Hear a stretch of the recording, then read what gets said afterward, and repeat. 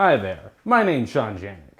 For those coffee lovers in the audience, you may think that getting quality roasted coffee in your own home requires large and expensive equipment and meticulous planning on your part. Well, I'm here to tell you that that's not the case.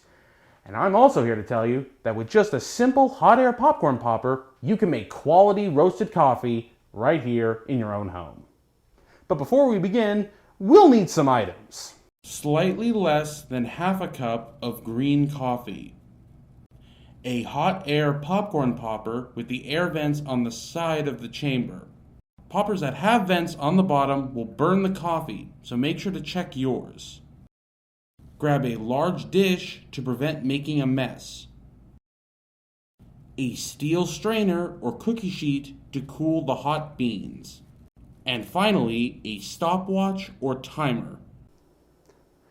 Now, when you're roasting indoors, it's always good to consider some fire safety, so you want to make sure you've got a fire extinguisher on hand. Are you sure that's safe enough? Yes, of course it's safe enough. I'm not comfortable with this.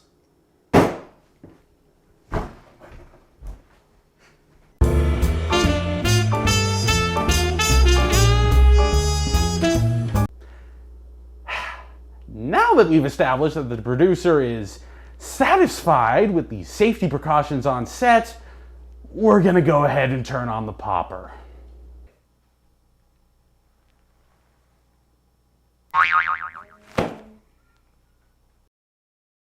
With the popper turned on, start by adding a spoonful of the coffee beans.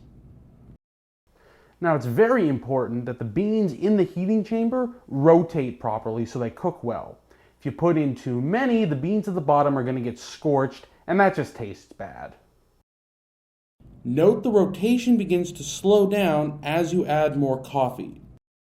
And now you want to put the lid on your popper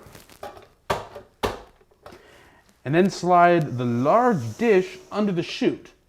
This will catch the chaff as it is blown out of the popper chamber and avoid a big mess. Let the popper run for approximately 2.5 minutes until you hear a crackling sound. This sound is called the first crack. When your coffee begins this first crack, we've entered a light roast stage. You could stop here, but we're going to go for a medium roast. To achieve the roast we are looking for, continue the roast for 1 minute after the first sound. This is where we'll need our stopwatch. When the timer reaches 1 minute, switch the popper off.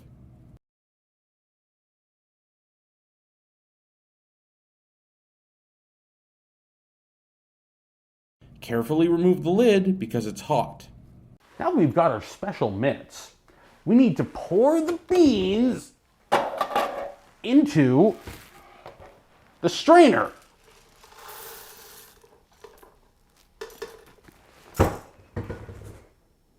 Alternatively, you could pour the beans on a flat cookie sheet.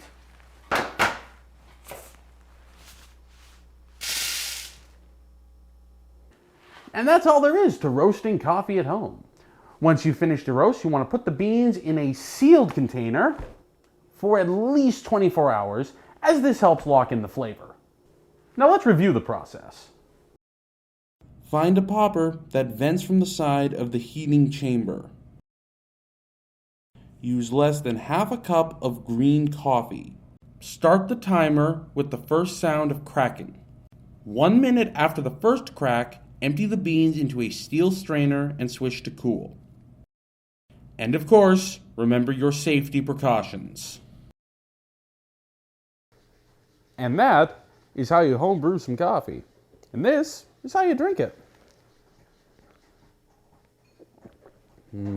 Good stuff. No, you can't have any. Get your own coffee machine.